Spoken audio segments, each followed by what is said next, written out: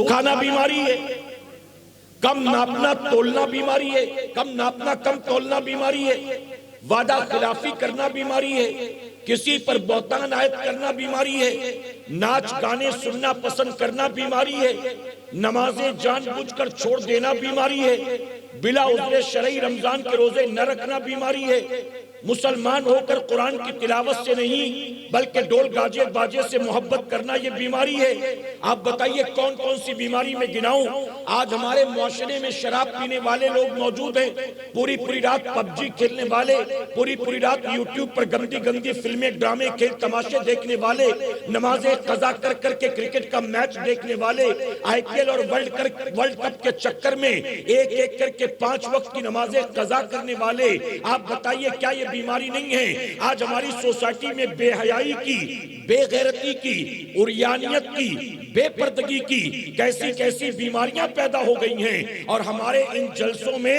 آج ضرورت اس بات کی ہے کہ آج ایسی بیماریوں کا شروع سے آخر تک علاج کرنے کی کوشش کی جائے۔ میرے پیارے آقا کے پیروانوں، آپ مجھے بتائیں اگر کسی ایک مرض کا مسلسل علاج کیا جائے تو آرام ہوگا کہ نہیں ہوگا؟ اگر بتا دیا جائے قوم کو کہ جھوٹ یہ کتنا بڑا حرام کام جو کہ عام ہے، ایک دکاندار، آپ جانتے ہیں، آپ کو پتہ نہیں ہے، شعیب علیہ السلام کی قوم پر جو اللہ کا عذاب آیا، جتنی قوموں پر عذاب آئے ان ساری قوموں میں شعیب علیہ السلام کی قوم وہ پہلی قوم ہے جس پر اللہ نے 3 طرح کا عذاب نازل کیا۔ قوم شعیب سے پہلے جتنی قومیں آئی ان قوموں پر ایک ایک عذاب آئے، لیکن قوم شعیب پر 3 عذاب آئے۔ آخر قوم شعیب میں کون سی بیماری تھی؟ وہ کاروباری لوگ تھے، وہ بڑے بڑے بزنس مین تھے، وہ مارکیٹ میں بڑی بڑی دکانیں لے کر بیٹھے تھے، لیکن جب کاروبار کرتے تھے تو جھوٹ بولتے تھے، کاروبار کرتے تھے تو مال میں ملاوٹ کرتے تھے، کاروبار کرتے تھے تو کم ناپتے تولتے تھے۔ اللہ کے نبی شعیب علیہ السلام نے بار بار سمجھایا، کہا اللہ نے تمہیں حلال روزی کا ذریعہ دیا، اللہ نے تمہیں بے پناہ نعمتیں دی، تمہیں اللہ کا شکر ادا کرنا چاہیے، تمہیں کاروبار میں چند پیسوں کے منافع کے چکر میں جھوٹ نہیں بولنا چاہیے، تمہیں کم نہیں تولنا چاہیے، تمہیں مال میں ملاوٹ نہیں کرنی چاہیے۔ تو جانتے شعیب علیہ السلام کی قوم نے کیا کہا؟ شعیب علیہ السلام کی قوم نے کہا آپ اللہ کے نبی ہیں، نبی کا کام یہ نہیں ہے کہ وہ اپنی قوم کو یہ بتائے، اپنی امت کو یہ بتائے کہ بزنس کیسے کرنا ہے۔ آپ نبی ہیں، آپ بتائیں کہ عبادت کیسے کرنی ہے، ذکر کیسے کرنا ہے، اللہ کو کیسے ماننا چاہیے یہ بتائیے، بزنس کرنے کا کیا طریقہ وہ آپ نہ بتائیں۔ ہمارے باپ دادا پردادا سارے کاروباری تھے، بزنس ہماری رگوں میں دوڑتا ہے خون کے ساتھ، ہم پیدائشی کاروباری لوگ ہیں، کاروبار کیسے کرنا ہے، مال میں منافع کیسے کمانا یہ ہم جانتے ہیں، آپ ہمیں یہ نہ سکھائیں۔ آپ نبی ہیں، آپ ہمیں بتائیں کہ عبادت کیسے کی جائے، نبی کی ڈیوٹی ہے عبادت کا طریقہ بتلائے، کاروبار کرنے کا طریقہ آپ ہمیں نہ بتائیں۔ تو اللہ کے نبی شعیب علیہ السلام بار بار ان کو سمجھاتے رہے، اللہ نے تمہیں حلال روزی کا ذریعہ دیا ہے، جھوٹ بول کر حرام کیوں کرتے ہو؟ اللہ نے تمہیں حلال روزی کا ذریعہ دیا ہے، مال میں ملاوٹ کر کے اسے حرام کیوں کرتے ہو؟ اللہ نے تمہیں حلال روزی کا ذریعہ دیا ہے، تم اسے کم ناپ تول کر حرام کیوں کرتے ہو؟ اللہ نے جتنا دیا ہے اللہ کا شکر ادا کرو، اگرچہ 4 پیسے کم کماؤ گے لیکن کمائی حلال کی ہوگی، اللہ اس میں برکت عطا کرے گا۔ تم جھوٹ بول کر کم تول کر اس کو حرام نہ کرو، لیکن قوم ماننے کو تیار نہیں تھی۔ اللہ کے نبی بار بار سمجھاتے رہے، لیکن جب قوم باز نہ آئی اللہ نے قوم شعیب پر 3 عذاب مسلط کر دیا۔ آج ہم بھی کسی کو سمجھاتے ہیں نا کہ جھوٹ مت بولو، تو کہتے ہیں حضرت جھوٹ نہیں بولیں گے نا تو بازار میں ایک دن ٹکنا مشکل ہو جائے گا، جھوٹ نہیں بولیں گے تو دکان کا بھاڑا نہیں نکلے گا، جھوٹ نہیں بولیں گے تو بیٹی کی شادی کیسے کروائیں گے، جھوٹ نہیں بولیں گے تو امی ابا کو حج کیسے کروائیں گے؟ جھوٹ نہیں بولیں گے تو بچوں کی فیس بھی نہیں بھر سکیں گے۔ جھوٹ نہیں بولیں گے تو 2 لڑکے کام پہ رکھے ان کی پگار کہاں سے آئے گی؟ یعنی ہم نے سمجھا ہے ہمارے کاروبار کا دار و مدار جھوٹ پر ہے۔ اے سرکار مدینہ کے پہلوانوں، میں ایک بات اچھی طرح سے آپ کو سمجھانا چاہوں گا، علماء کی موجودگی میں اگر اللہ اور اس کے رسول صلی اللہ علیہ وسلم نے کسی چیز کو حرام قرار دے دیا ہے تو اس حرام میں سوائے نقصان کے کبھی فائدہ نہیں ہو سکتا۔ اگر آپ کو لگتا ہے بہت فائدہ ہے، تھوڑا سا بول دو اتنا فائدہ ہو جائے گا، تھوڑا سا بول دو اتنا فائدہ ہو جائے گا، یہ شیطانی وسوسہ ہے۔ شیطان آپ سے اللہ رسول کی نافرمانی اور بغاوت کا کام کروانا چاہتا ہے۔ اگر جھوٹ بولنے میں 1% بھی فائدہ ہوتا تو شریعت نے جھوٹ بولنے سے منع نہ کیا ہوتا۔ اگر واضح طور پر جھوٹ کو حرام قرار دے دیا گیا تو اس میں سوائے نقصان کے کبھی نفع نہیں ہو سکتا ہے، یہ یاد رکھیں۔ لیکن یہ چیز عام ہو چکی ہے کہ نہیں بھلا بتائیے؟ نوکر مالک سے جھوٹ بولتا ہے، پارٹنر سے جھوٹ بولتا ہے، بیوی شوہر سے جھوٹ بولتی ہے، شوہر بیوی سے جھوٹ بولتا ہے، اور بچے ماں باپ سے جھوٹ بولتے ہیں۔ یہ بالکل عام ہو چکا ہے۔ میرے پیارے آقا علیہ الصلوۃ والتسلیم کے پیروانوں، تو میری تقریر یہ مٹھائی نہیں بلکہ یہ دوائی، اور میں آپ کو دوائی دینے کے لیے آیا ہوں۔ توجہ ہے نا آپ کی؟ تو میں آپ سے گزارش کروں گا، دیکھیے عورتیں مسلسل بات کر رہی ہیں یا شور گل کر رہی ہیں، جو بھی ہے، میں عورتوں سے بھی گزارش کروں گا کہ وہ خاموشی کے ساتھ بیٹھیں، وہ بیان سنیں، تب انہیں پتا چلے گا کہ ان جلسوں کا اصل مقصد کیا ہے۔ ان کا مقصد بھیڑ بھاڑ نہیں ہے، رسم و رواج نہیں ہے، ان کا مقصد صرف لوگوں کو جمع کر کے انٹرٹین کرنا نہیں ہے، بلکہ ان کا مقصد ہے، ان جلسوں کا اصل مقصد، ہمارے بزرگوں نے جو جلسوں کا آغاز کیا اس کا اصل مقصد یہی تھا۔ ہر مسلمان مدرسے میں آ کر 8-10 سال دین نہیں سیکھ سکتا، تو ہر کوئی مدرسے میں آ کر دین نہیں سیکھ سکتا۔ ہم چوک چوراہوں پر جا کر لوگوں کو جمع کریں گے اور وہاں جمع کر کے انہیں دین سکھائیں گے، مقصد یہ تھا۔ تو سیکھنے سکھانے کا ذرا ماحول ایسی محفلوں میں رکھا کرے کہ انشاءاللہ۔ ایک بار درود شریف پڑھ لیں تو میں اپنے عنوان کی طرف چلوں۔ اللہم صلی علی محمد وآلہ الف الف مرہ۔ اب میں آپ سے کچھ سوال پوچھتا ہوں، آپ مجھے بتائیں، اس ساری کائنات کا خالق کون ہے؟ جی بس 11-12 آدمی جانتے ہیں، بس باقیوں کو نہیں پتا۔ جتنی ٹھنڈ آپ کو لگ رہی اتنا ہی تو باقی لوگوں کو بھی لگ رہی نا، لیکن وہ بول رہے ہیں اور آپ چپ چاپ ہیں۔ ساری کائنات کا خالق اللہ ہے۔ کون ہے؟ بلند آواز سے کہے کون ہے؟ اور ساری کائنات کا مالک کون ہے؟ ساری کائنات کا مالک کون ہے؟ ساری کائنات کو روزی دینے والا کون؟ زندگی اور موت پر قدرت رکھنے والا کون؟ سونے والے کو صبح جگانے والا کون؟ ہمارے رگوں میں خون دوڑانے والا کون؟ بنا مشین و انجن کے سینے میں دل کو دھڑکانے والا کون؟ آسمان سے پانی برسانے والا کون؟ زمین سے سبزہ اگانے والا کون؟ عزت اور ذلت دینے والا کون؟ ہمیں جو کچھ ملا وہ کس نے دیا؟ جو کچھ ملے گا وہ کون دے گا؟ آپ سب اس بات کی گواہی دیتے ہیں نا؟ جو اللہ کو اپنا معبود مانتے ہیں یقیناً ان کا بھی رب اللہ ہے، اور جو اللہ کو اپنا معبود نہیں مانتے ان کا بھی رب اللہ ہی ہے۔ ساری کائنات، صرف انسان نہیں، سمندر کی تہ میں رہنے والی مچھلیوں کا رزاق بھی اللہ، بلوں میں رہنے والی چیٹیوں کا رزاق بھی اللہ، ہوا میں اڑنے والے پرندوں کو بھی روزی اللہ دیتا۔ تو ساری کائنات کا خالق اللہ، ساری کائنات کا مالک اللہ، ساری کائنات کا رازق اللہ، زندگی اور موت پر قدرت رکھنے والا اللہ، بیماری اور شفا دینے والا اللہ، عزت و ذلت دینے والا اللہ۔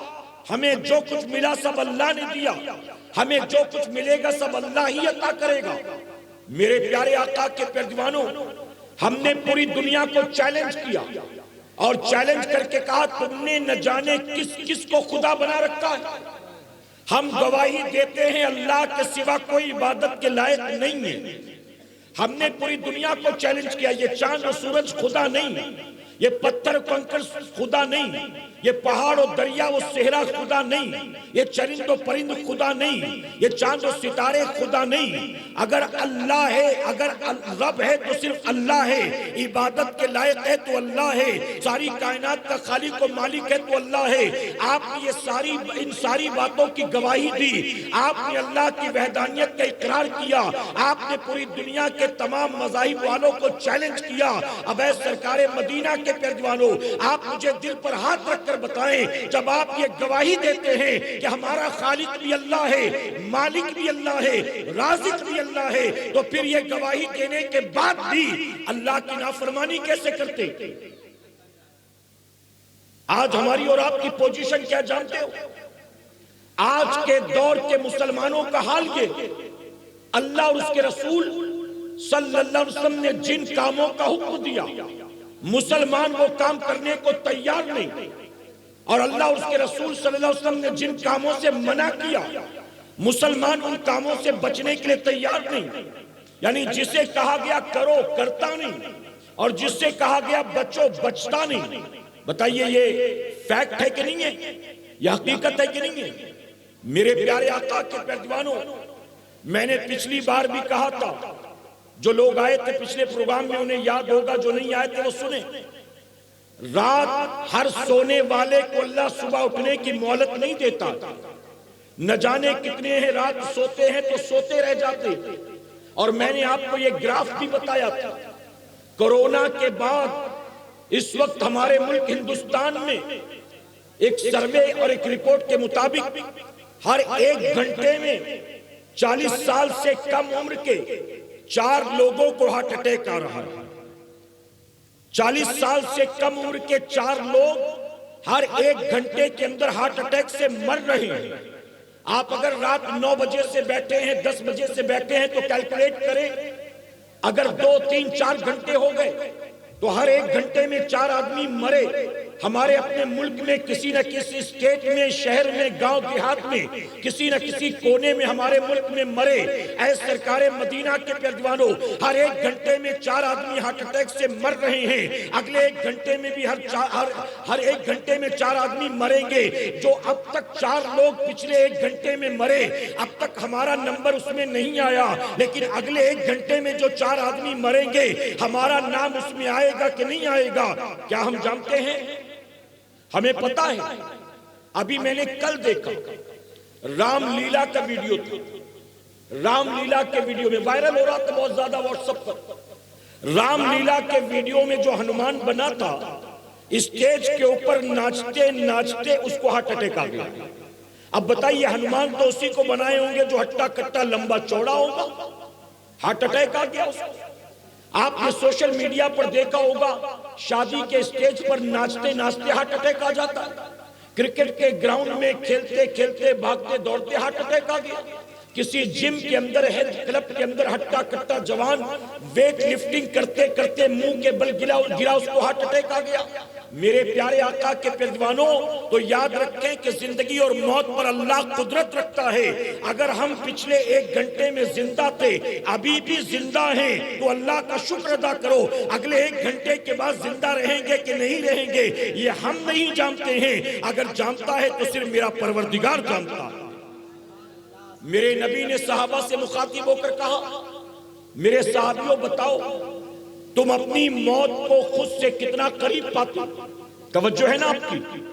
میرے نبی فرماتے اپنی موت کو خود سے کتنا قریب پاتے ہو؟ تو کسی نے عرض کیا، یا رسول اللہ صلی اللہ علیہ وسلم، جب میں نماز عشاء ادا کر کے گھر جاتا ہوں تو فجر پڑھنے کی مہلت ملے گی کہ نہیں ملے گی میں نہیں جانتا۔ میں عشاء کی نماز کو زندگی کی آخری نماز سمجھ کر ادا کر لیتا ہوں۔ دوسرے نے کہا، جب میں فجر کی نماز کے لیے آتا ہوں تو ظہر کا موقع ملے گا کہ نہیں ملے گا میں نہیں جانتا۔ میں فجر کی نماز کو زندگی کی آخری نماز سمجھ کر ادا کر لیتا ہوں۔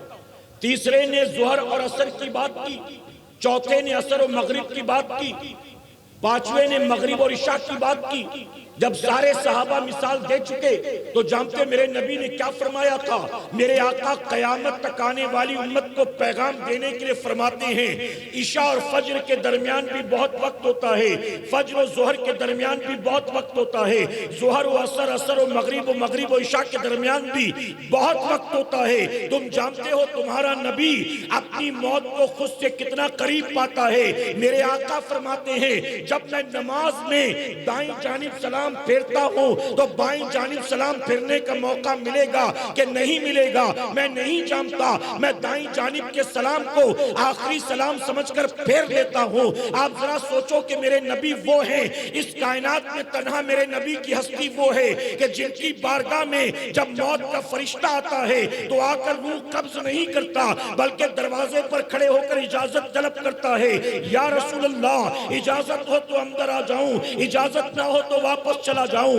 آپ ذرا سوچیں جن کی مرضی کے بغیر ملک الموت کمرے کے اندر داخل ہونے کی ہمت نہیں کرتا، وہ نبی قیامت تک آنے والی امت کو یہ بتاتے ہیں میں جب دائیں جانب سلام پھیرتا ہوں تو بائیں جانب کا موقع ملے گا کہ نہیں ملے گا میں نہیں جانتا ہوں۔ اے سرکار مدینہ کے پیروانوں، میرے آقا قیامت تک آنے والی امت کو یہ پیغام دے رہے تھے جب تمہارا نبی سید المعصومین ہو کر، جب تمہارا نبی رحمت للعالمین ہو کر، جب تمہارا نبی محبوب پروردگار ہو کر اپنی موت کو خود سے اتنا قریب پاتا ہے، اے میری قیامت تک آنے والی امت تو اپنی موت کو کبھی فراموش مت کرنا۔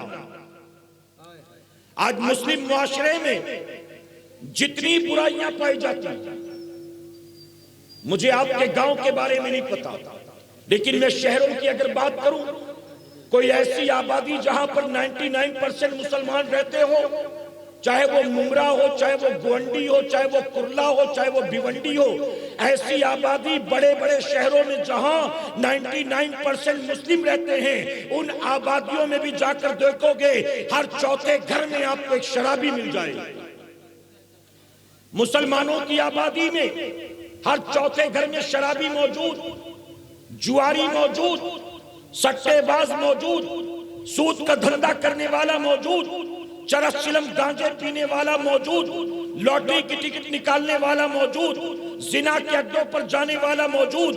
اے سرکار مدینہ کے پیروانوں، یہ جتنی چیزیں میں نے آپ کو گنائی ہیں، کیا بتائیے مسلمان نہیں جانتا کہ ان ساری چیزوں کو اللہ اور اس کے رسول صلی اللہ علیہ وسلم نے حرام قرار دے دیا ہے؟ اگر تم بچو گے اللہ نے انعام کا وعدہ کیا، اور اگر تم کرو گے اللہ نے وعید فرمائی۔ کسی کو نہیں پڑی، کوئی بھی فکر نہیں۔ جناب ابراہیم بن ادہم رضی اللہ تعالیٰ عنہ ہے، آپ کی بارگاہ میں ایک نوجوان آیا، آ کر کہتا ہے حضور میں اپنے آپ کو گناہ سے بچانے کی بہت کوشش کرتا ہوں لیکن بچ نہیں پاتا، کوئی ایسا نسخہ بتا دے کہ میں اپنے آپ کو گناہ سے بچا لے جاؤں۔ تو آپ نے فرمایا کہ میری 5 باتیں یاد رکھنا، اگر تو گناہ سے بچنا چاہتا ہے تو 5 باتیں یاد کر لے، گانٹ باندھ لے۔ اس نے کہا کون سی باتیں؟ آپ نے فرمایا آئندہ اگر گناہ کرنے کا ارادہ ہو نا، اگر آئندہ کبھی گناہ کا ارادہ تو کرے نا تو اللہ کی زمین کو چھوڑ کر کہیں اور نکل جائے، ایسی جگہ چلے جا جس زمین کا مالک اللہ نہ ہو، پھر وہاں جو تیری مرضی کر۔ نوجوان کہتا حضور یہ کیسے ممکن ہے؟ اس ساری کائنات کا خالق و مالک تو اللہ ہے، اللہ کی زمین کو چھوڑ کر کہاں جا سکتا ہوں؟ جہاں بھی جاؤں گا وہ ظاہر ہے کہ اللہ ہی کی زمین ہے، اللہ ہی کی ملکیت ہے۔ تو آپ فرماتے ہیں جب تجھے یقین ہے کہ ساری زمین اللہ کی، تو اللہ کی زمین پر رہ کر اللہ کی نافرمانی کرتا ہے۔ پھر آپ نے فرمایا دوسری بات، اگر تو کبھی گناہ کا ارادہ کرے نا تو اللہ کی دی روزی کھانا چھوڑ دے، کسی اور کی دی روزی کھا، پھر تیری جو مرضی کر۔ اس نے کہا حضور یہ بھی ممکن نہیں ہے، اللہ ہی تو رزاق ہے، اس کی دی روزی نہیں کھاؤں گا تو دینے والا کون ہے اس کے سوا؟ وہی تو ہے روزی دینے والا، وہی تو سب کو کھلاتا پلاتا ہے، آخر اس کی روزی نہ کھاؤں تو کس کی کھاؤں؟ تو آپ نے فرمایا تجھے یہ یقین ہے کہ رزاق اللہ ہے، پھر اس کی روزی کھا کر اسی کی نافرمانی، یہ تو کیسے کرتا؟ پھر آپ نے فرمایا تیسری بات، اگر تو گناہ کا ارادہ کرے تو ایسی جگہ چھپ کر گناہ کر جہاں تجھے اللہ نہ دیکھ سکے. توجہ ہے نا آپ کی؟ ایسی جگہ چھپ کر گناہ کر جہاں تجھے اللہ نہ دیکھ سکے. اس پر وہ نوجوان کہتا ہے یہ بھی ممکن نہیں ہے. میں لاکھ پردوں میں چھپ جاؤں اللہ کی نگاہوں سے کبھی پوشیدہ نہیں ہو سکتا. میرے پیارے آقا کے پیروانوں، آپ کیا سمجھتے ہو؟ آپ اگر سگریٹ پیتے ہو امی سے چھپ کر، آپ اگر کسی لڑکی کے ساتھ گھومتے ہو ابا سے چھپ کر، اگر گندی گندی ویڈیو دیکھتے ہو امام صاحب سے چھپ کر، آپ کو لگتا ہے جو کچھ کام آپ کر رہے ہو اس کی خبر کسی کو نہیں ہے. میں کہتا ہوں ماں باپ سے ڈرتا ہے، مسجد کے امام سے ڈرتا ہے، اپنے چاچا ماموں خالہ پھوپھی سے ڈرتا ہے، ان سے ڈرتا ہے کہ کہیں انہیں پتہ نہ چل جائے کہ میں کیا کیا گل کھلاتا ہوں. ارے تجھے ان کا ڈر ہے، تجھے اس کا ڈر نہیں ہے جس سے تو کبھی چھپ نہیں سکتا. یاد رکھنا قیامت میں تجھے ماں باپ کو حساب نہیں دینا جس کی نگاہوں سے تو کبھی چھپ نہیں سکتا. قیامت میں اسی مولا کو حساب دینا. فرمایا گیا اللہ اماوس کی کالی رات میں کالے رنگ کے پہاڑ پر، کالے رنگ کی غار میں، کالے رنگ کی مٹی میں جب کالے رنگ کی چینٹی چلتی ہے نا اللہ اسے بھی دیکھتا ہے. آئی بات سمجھ میں آپ کی؟ اماوس کی کالی رات، کالے رنگ کا پہاڑ، کالے رنگ کی غار، غار میں کالے رنگ کی مٹی اور مٹی میں چلنے والی کالے رنگ کی چینٹی. صوفیہ فرماتے اللہ اسے بھی دیکھتا ہے، اللہ اس کے پیروں کی آہٹ بھی سنتا ہے، اور اللہ اس چینٹی کے حصے کی روزی اسے وہی عطا فرماتا ہے. وہ کہتا ہے میں کہیں بھی چھپ جاؤں اللہ کی نگاہوں سے چھپ نہیں سکتا. تو آپ فرماتے ہیں اگر تجھے یقین ہے اللہ دیکھ رہا ہے تو اللہ کے دیکھنے میں تو اللہ کی نافرمانی کرتا ہے. زمین اس کی، روزی اس کی، اور اللہ دیکھ بھی رہا ہے پھر بھی اللہ کی نافرمانی. میرے آقا صلی اللہ علیہ وسلم کی بارگاہ میں ایک حبشی نوجوان آیا، آ کر عرض کرتا ہے اے اللہ کے نبی. ذرا چپ ہو جاؤ نا بیٹا، چپ ہو جائے تو تم بول لو یا تو میں بول لوں. ایک بار درود شریف پڑھ لیں آپ، اللہم صلی علی محمد وآلہ الف الف مرہ. اچھا میں دیکھ رہا ہوں بہت سے لوگ نا غور سے سن رہے ہیں اور کچھ لوگ پتہ نہیں ایسے بیٹھے ہوئے ہیں. وہ کیوں آئے ہیں اللہ ہی جانے ان کا مقصد کیا ہے. میری تقریر ان کے لیے ہے جو سن رہے ہیں مجھے، ٹھیک ہے، اور جو ڈسٹرب کرنے والے ان کے چکر میں اپنا ٹائم ویسٹ نہیں کروں گا میں، ورنہ آپ جانتے ہیں نا تیزی سے وقت گزر رہا ہے، مفتی صاحب قبلہ آ جائیں گے، مجھے اپنی گفتگو سمیٹنی ہوگی. اس لیے میں اپنی بات آپ کے سامنے، اپنا پیغام آپ تک پہنچانے کی کوشش کر رہا ہوں. تو آپ بھی میرے ساتھ تیزی سے آگے بڑھیں اور میں بھی آگے بڑھتا ہوں. ڈسٹرب کرنے والوں سے گزارش کروں گا ذرا توجہ سے سنیں گے تو کچھ سیکھیں گے، ورنہ ان لوگوں کو سمجھ میں نہیں آئے گا کہ رات کو بیان میں بولا کیا گیا، بتایا کیا گیا. ایک بار اور درود شریف پڑھ لیں آپ، اللہم صلی علی محمد وآلہ الف الف مرہ. حضور اکرم صلی اللہ علیہ وسلم کی بارگاہ میں ایک حبشی نوجوان آیا، آ کر عرض کرتا ہے یا رسول اللہ صلی اللہ علیہ وسلم میں نے جتنے گناہ کیے نا آپ کو گواہ بنا کر توبہ کرتا ہوں، آپ سفارش کر دیں، دعا کر دیں تاکہ اللہ مجھے معاف فرما دے. حضور اکرم صلی اللہ علیہ وسلم نے اس کے حق میں دعا کی، اس نے بھی سچی توبہ کی. توبہ کرنے کے بعد اٹھا، محفل سے نکل گیا، کچھ دور گیا، واپس پلٹ کر آیا، آ کر عرض کرتا ہے یا رسول اللہ صلی اللہ علیہ وسلم میں نے توبہ تو کر لی لیکن میں یہ جاننا چاہتا ہوں کہ جب میں یہ گناہ کر رہا تھا نا، یعنی جن گناہوں پر میں نے توبہ کر لی، جب میں یہ گناہ کر رہا تھا تو کیا اس وقت میرا رب مجھے دیکھ رہا تھا؟ تو میرے نبی نے فرمایا تم اللہ کی نگاہوں سے کبھی بھی پوشیدہ نہیں ہو سکتے. جب بھی تم گناہ کرتے ہو، جب بھی تم نیکی کا کام کرتے ہو، اللہ تمہیں ہمیشہ دیکھتا ہے. اس نے کہا میں نے جن گناہوں سے توبہ کی، جب میں وہ گناہ کر رہا تھا تو اللہ دیکھ رہا تھا. نبی فرماتے ہاں ہاں اللہ تمہیں اس وقت بھی دیکھ رہا تھا. اب جانتے وہ حبشی مرد جو تھا، وہ جوان جو تھا، ایک چیخ مارتا ہے، وہ کہتا ہے میرا رب مجھے دیکھ رہا تھا اور میں اس کی نافرمانی کر رہا تھا. اللہ اکبر، یہ مجھ سے کیسے ہو گیا؟ اللہ دیکھ رہا تھا اور میں اس کی نافرمانی کر رہا تھا. حدیث مبارکہ میں آتا اس کے دل میں ایسا خوف خدا پیدا ہوا، ایسا خوف خدا پیدا ہوا، ایک چیخ ماری ہے اور زمین پر گرا تڑپا اور چند سیکنڈ کے اندر جسم سے روح پرواز کر گئی۔ آپ سوچیں جو نبی کے صحابی تھے، جن کی آنکھوں کے سامنے جنت کا مالک و مختار موجود تھا، جو زمین پر جنت بانٹ رہے تھے، وہ نبی جو صحابہ کی تربیت کر رہے تھے، ذرا سوچیں آج ہماری اور آپ کی پوزیشن کیا ہے۔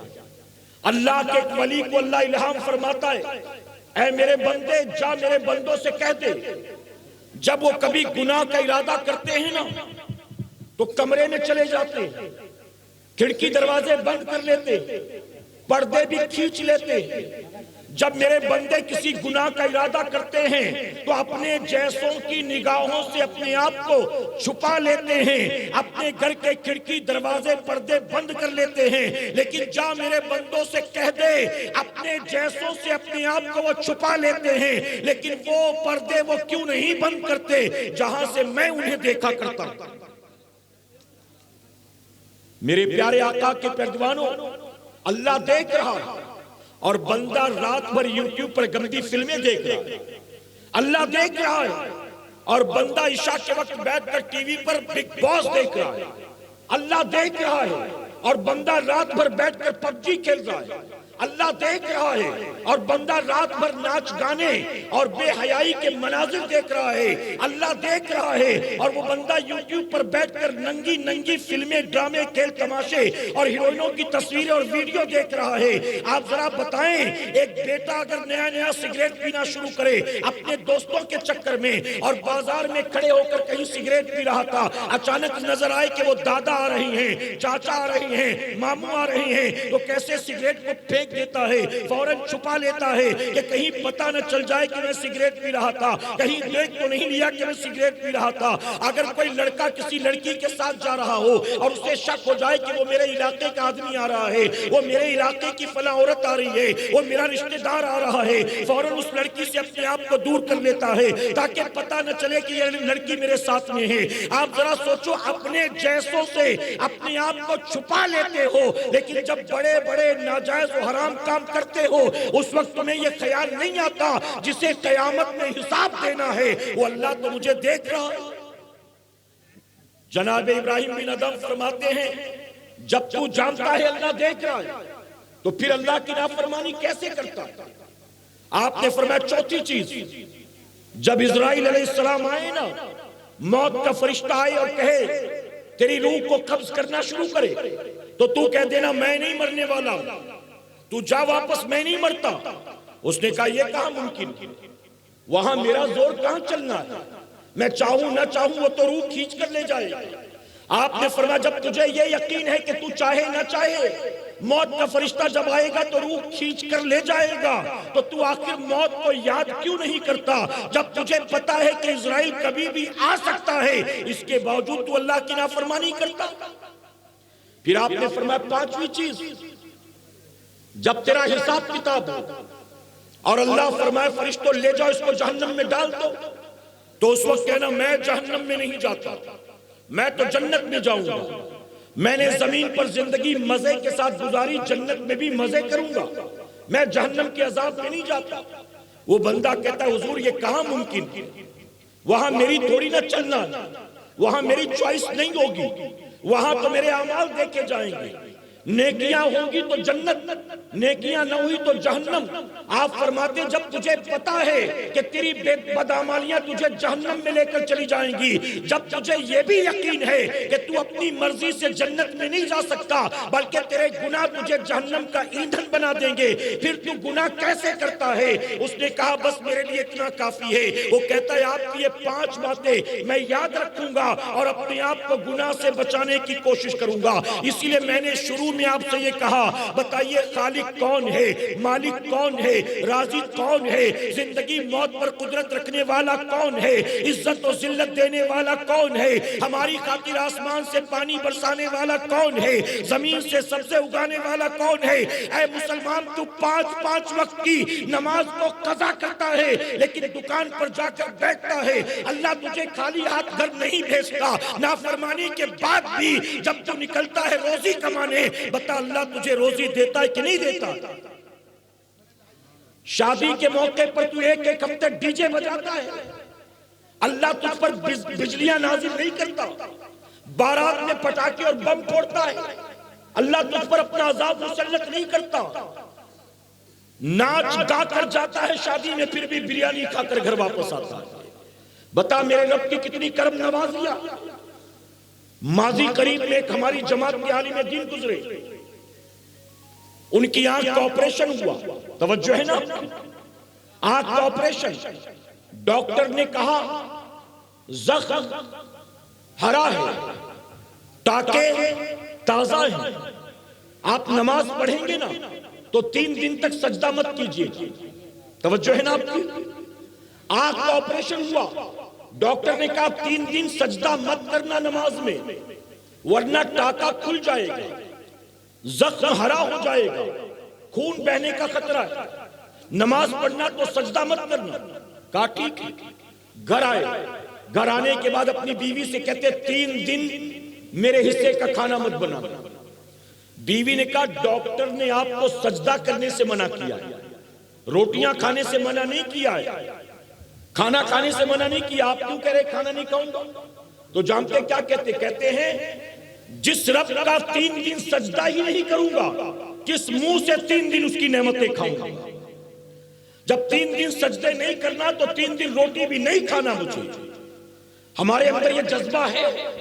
میرے پیارے آقا کے پردوانوں میں علماء کی موجودگی میں کہتا ہوں، ہم ہندوستان کی سرزمین پر رہتے ہیں، یہ وہ سرزمین ہے جہاں کلمہ پڑھنے والوں نے تقریباً 1000 سال تک حکومت کی ہے۔ آپ ذرا سوچو کہ 1000 سال تک جس دھرتی پر ہم نے حکومت کی ہے، آج وہاں ہم ذلیل کیے جاتے ہیں، آج ہم رسوا کیے جاتے ہیں، ہمیں دھمکیاں دی جاتی ہیں، کوئی 22 تاریخ کی دھمکی دیتا ہے، کوئی 28 تاریخ کی دھمکی دیتا ہے، کوئی 5 تاریخ کی دھمکی دیتا ہے، کوئی الیکشن کی دھمکی دیتا ہے، کوئی کسی عہدے کی دھمکی دیتا ہے۔ آج بتاؤ ہماری یہ پوزیشن کیوں ہے؟ آج قوم مسلم کے ذلت و رسوائی کی وجہ کیا ہے؟ جب تک اللہ تبارک تعالیٰ کی ہم نے اطاعت کی تھی، فرما برداری کی تھی، آپ جانتے ہو جو حکمراں ہندوستان کی سرزمین پر گزرے ان بادشاہوں کی پوزیشن کیا تھی؟ آپ مغل بادشاہوں کی زندگی اٹھا کر دیکھیں، آپ کو پتا چلے گا اللہ تبارک تعالیٰ نے اس دنیا اس ملک میں ایسے ایسے حکمراں پیدا کیے جو بادشاہت کی کرسی پر بیٹھتے تھے، دن بھر رعایا پروری کرتے تھے، لوگوں کے مقدمے سنتے تھے، عدل و انصاف کرتے تھے، دن بھر راجہ بن کر تخت پر بیٹھتے تھے، لیکن جب رات کا اندھیرا چھاتا تھا تو دنیا سے کٹ کٹا کر اپنے مسلح پر بیٹھ کر اللہ کی بارگاہ میں گریوزاری کرتے تھے، رویا کرتے تھے، توبہ استغفار کرتے تھے۔ ارے وہ بادشاہ ہونے کے باوجود بھی تہجد گزار ہوا کرتے تھے، وہ بادشاہ ہونے کے باوجود بھی شریعت و سنت کے پابند ہوا کرتے تھے۔ جب تک ایسے حکمراں تھے اللہ نے بادشاہت دی تھی، اقتدار دیا تھا، تخت و تاج دیا تھا، حکومت دی تھی، وقار دیا تھا، منصب و مقام دیا تھا، لیکن جب انہی کی نسلوں میں ایسے لوگ پیدا ہوئے جنہوں نے کوٹھے بنوائے، جنہوں نے طوائفیں رکھی، جنہوں نے ناچ گانے کا شوق کیا، جنہوں نے اپنے محل کے اندر شراب خانے بنوائے، جنہوں نے عیاشیوں میں زندگی گزارنی شروع کر دی، ارے جب تک ان کے باپ دادا موجود تھے اللہ نے عزت و وقار عطا کیا تھا، اور جب انہی کی نسلوں میں ایسے بے حیا بے غیرت پیدا ہوئے، اللہ کی نعمت کے ناشکرے پیدا ہوئے، اللہ نے تخت و تاج سے اٹھایا ہے اور دنیا کے ٹھوکروں میں ڈال دیا۔ اللہ کی نعمت کی ناقدری مت کرو۔ اللہ نے تمہیں، آپ بتاؤ، غریب نواز ہندوستان تشریف لائے تھے، توجہ ہے نا آپ کی؟ غریب نواز کی نسبت کا مہینہ چل رہا، چھٹی شریف ابھی گزری، آپ کو شاید پتہ نہیں ہو تو میں بتا دوں، ماہ رجب کی 6 تاریخ غریب نواز کے وصال کی تاریخ ہے، اور ماہ رجب کی 14 تاریخ غریب نواز کے ولادت کی تاریخ ہے۔ اس وقت ہمارے سامنے جو تاریخ گزر رہی ہے نا، یہ غریب نواز کے ولادت کی تاریخ ہے، توجہ ہے نا آپ کی؟ غریب نواز جب ہندوستان آئے تھے تو آپ کو کسی نے بلایا تھا ٹکٹ دے کر؟ جی، یہاں سے کسی نے فلائٹ کا ٹکٹ دیا تھا؟ کسی نے ریسیو کرنے کے لیے بارڈر پر کار بھیجی تھی؟ کسی نے آپ کے نام کا اشتہار چھاپا تھا؟ کسی نے آپ کی خاطر اسٹیج لگایا تھا؟ کسی نے آپ کو اپنے گھر ٹھہرایا تھا؟ کسی نے آپ کے کھانے پینے کا انتظام کیا تھا؟ آپ بتائیے غریب نواز جب ہندوستان تشریف لائے یہاں کوئی مسجد مدرسہ خانقاہ آپ کا چاہنے والا مرید موجود نہیں تھا. درود شریف پڑھنے ایک مرتبہ.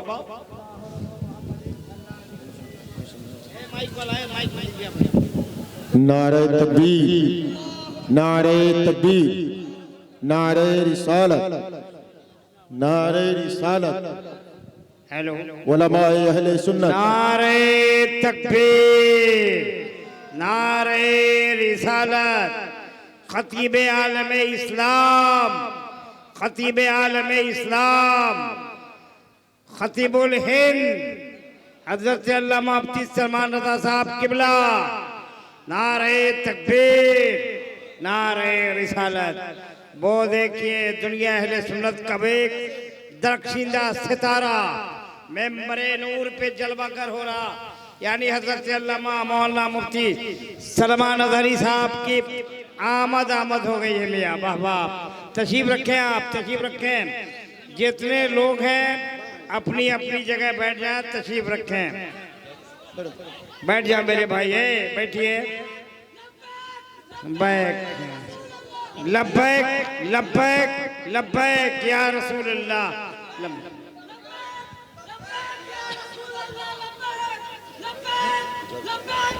بھائی صاحب بیٹھو ہے بھیا، بیٹھ جاؤ میرے بھیا، آپ لوگ بیٹھ جاؤ، جتنے جلدی بیٹھ جائیے. آپ کا محبوب مقرر، پورے بھارت کا محبوب مقرر، عظیم ہندوستان نہیں میاں، بین الاقوامی شہرتوں کا مالک، ایک عظیم المرتبہ شخصیت جن کو شہرت فلک کی بلندیوں پہ پہنچی ہے آج. وہ شہرت یافتہ، وہ شہرت کے بلندیوں کو چھو لینے والا عالم ربانی ممبر نور پہ ہیں، جن کو اپنا تو اپنا غیر بھی دیکھنا چاہتا ہے، جنہیں غیر بھی سننا چاہتا ہے. اب تو یہ عالم ہے کہ علامہ مولانا سلمان اظہری اگر زور سے کھانس دیں تو ان کی صحت خراب ہو جاتی ہے. تو وہ خطیب ہیں. اس وقت حضرت کے اشارہ ہو رہا کہ مولانا صادق علی صاحب رضوی کے خطاب ہو رہا. حضرت القریب مائک پہ آ جائیں گے. سنیے، محبت کو مٹھی میں تھام کے رکھیے. جہاں بیچ میں جگہ خالی ہوں مہربانی کر کے اس جگہ کو پر کریں. جہاں بیچ میں جگہ خالی ہیں وہاں آپ سب کے بیٹھ جائیں. یہاں جہاں کونے میں لوگ کھڑے ہیں وہ مہربانی کر کے بیٹھ جائیں.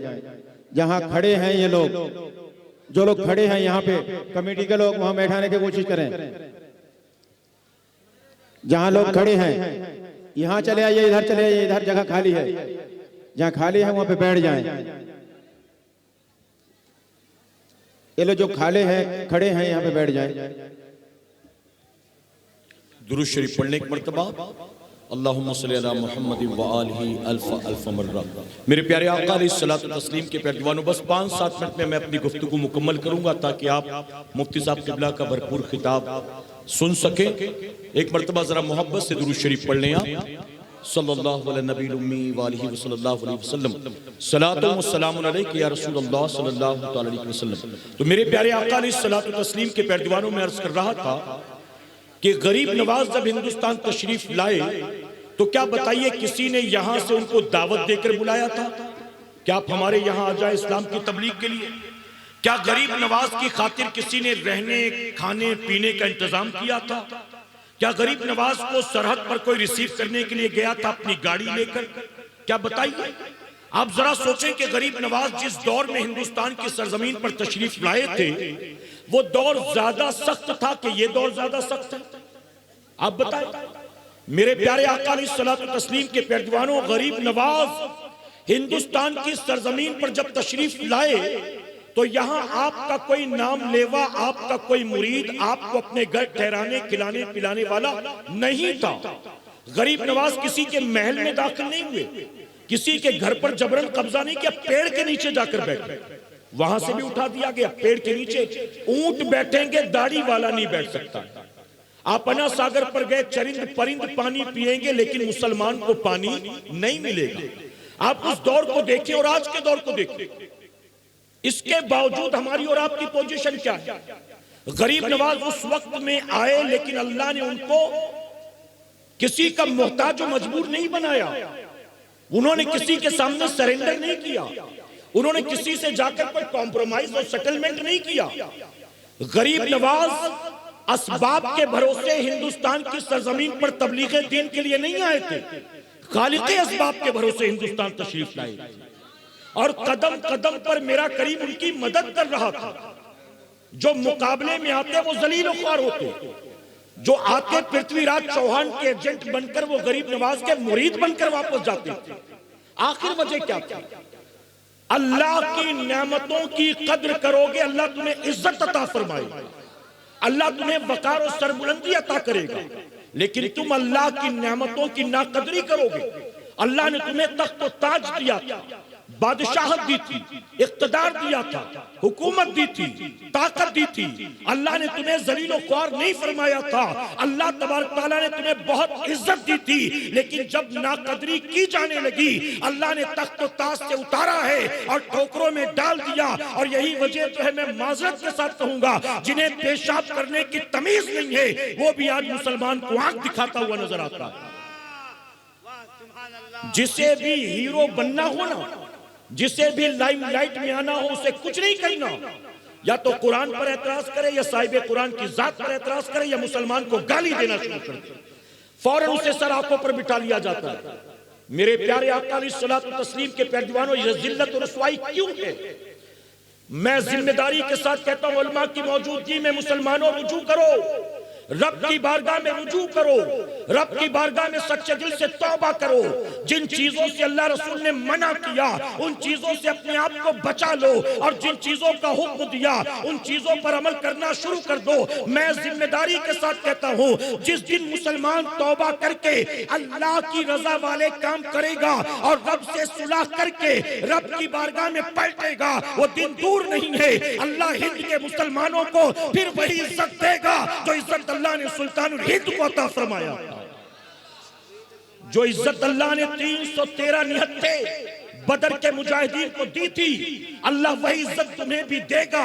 تم پلٹو تو صحیح، تم رب کی بارگاہ میں رجوع کرو تو صحیح۔ تمہیں تو فلمیں ڈراموں سے فرصت نہیں ہے، تمہیں تو ناچ گانوں سے فرصت نہیں ہے۔ تم کہتے فلسطین کی تصویریں دیکھ کر ہمیں تکلیف ہوتی ہے، وہاں تڑپتے بچوں کی لاشیں دیکھ کر ہمیں تکلیف ہوتی ہے۔ اے سرکار مدینہ کے پیروانوں، میں کہتا ہوں یہ تکلیف وقتی ہے یا یہ تکلیف جھوٹی ہے؟ اگر واقعی فلسطین کے مظلوموں کے حالات کو دیکھ کر، ننھے ننھے بچوں کی تڑپتی لاشیں دیکھ کر، اپنی بہنوں کی بیٹیوں کی لٹتی آبرو دیکھ کر تمہیں تکلیف ہوتی ہے، تو تمہاری شادیوں میں آج بھی ڈی جے کیوں بجتا؟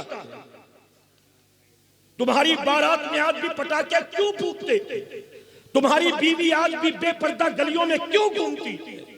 اگر تمہیں فلسطین و غازہ کے مناظر دیکھ کر درد ہوتا ہے تو تم کہاں اللہ کے گھر پر اترتے؟ تم نے کہاں اللہ کے سجدوں کی پابندی کی؟ تم نے کہاں رات بھر پب جی کھیلنا چھوڑا؟ تم نے کہاں ٹی وی سے، سیریل سے، ڈراموں کھیل تماشوں سے توبہ کی؟ تم دنیا کے حالات دیکھتے ہو، کہتے ہو ہمیں تکلیف ہوتی ہے، لیکن تم سدھرنے کا نام نہیں لیتے، بلکہ مجھے معذرت کے ساتھ کہتا ہوں، کہنا پڑتا ہے یہ قوم ڈھول گاجے باجے کی اتنی عادی ہو چکی ہے، اتنی عادی ہو چکی ہے، اب ہمارے یہاں صرف شادیوں میں ڈھول نہیں بجتا، ہم تو ولیوں کے عرس کے موقع پر بھی ڈھول بجاتے ہیں، سندل کے نام پر، چادر گاگر کے نام پر، اور ہماری قوم ڈھول گاجے باجے کی اتنی عادی ہو گئی کہ جس دن کربلا کے میدان میں 22,000 یزیدیوں نے امام حسین اور اہل بیت اطہار کو 3 دن کا پیاسا رکھ کر ذبح کر دیا، جب 10 محرم کی تاریخ آتی ہے تو ہماری قوم 10 محرم کو بھی ڈھول گاجے باجے بجاتی ہے۔ اللہ عزت دے گا، اللہ تمہیں سربلندی اور وقار دے گا۔ رب کی بارگاہ میں رجوع کرو، کہ انشاءاللہ اپنے جلسوں کو محض ایک رسم نہ بناؤ، اپنے سالانہ جلسوں کو صرف انٹرٹینمنٹ کا ذریعہ نہ بناؤ، اپنے جلسوں سے کچھ سیکھنے کی کوشش کرو۔ اپنے جلسوں کو زندگی میں انقلاب پیدا کرنے کا سبب بناؤ، اپنے جلسوں کو آخرت کو سنوارنے کا ذریعہ بناؤ۔ رسمی طور پر ہر سال ہوتا ہے، اس لیے ہمیں بھی کرنا ہے۔ دادا پر دادا کرتے چلے آئے، ابا کرتے رہے، اس لیے ہمیں بھی کرنا ہے۔ صرف اور صرف اپنے باپ دادا کی رسمیں زندہ مت کرو، بلکہ جلسوں کے ذریعے اپنی نسلوں کے مقدر کو سنوارنے کی کوشش کرو۔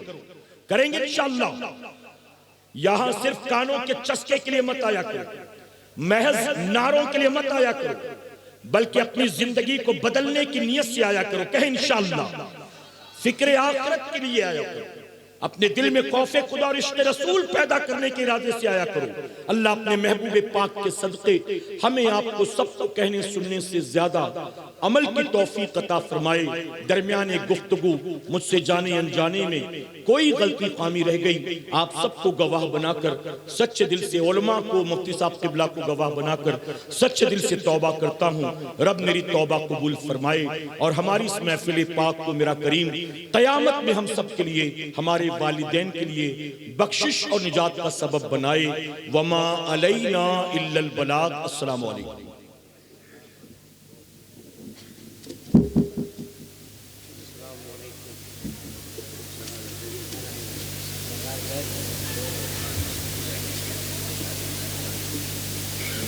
ماشاءاللہ، جسم تو سنور چکے بہت، اب روح کا سنگار کیجئے۔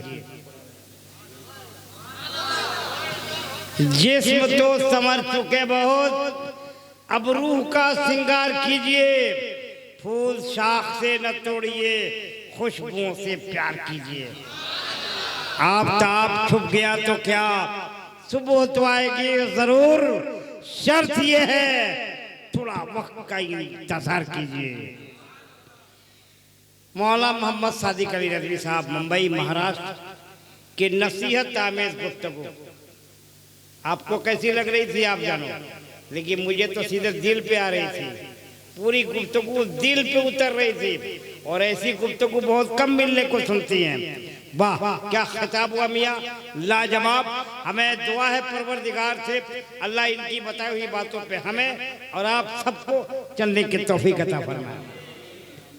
دیکھ رہے ہیں بھارت گیر شہرت میں میاں، عالمی شہرت، انٹرنیشنل پرسنالٹی، بین الاقوامی شہرتوں کا مالک، انگلش میں یہ سمجھے برانڈ پرسنالٹی، برانڈڈ پرسنالٹی۔ اور سب سے اچھی بات ہے یہ اگر کہیں ملی بھی ہے تو اہل سنت والجماعت کو ملی۔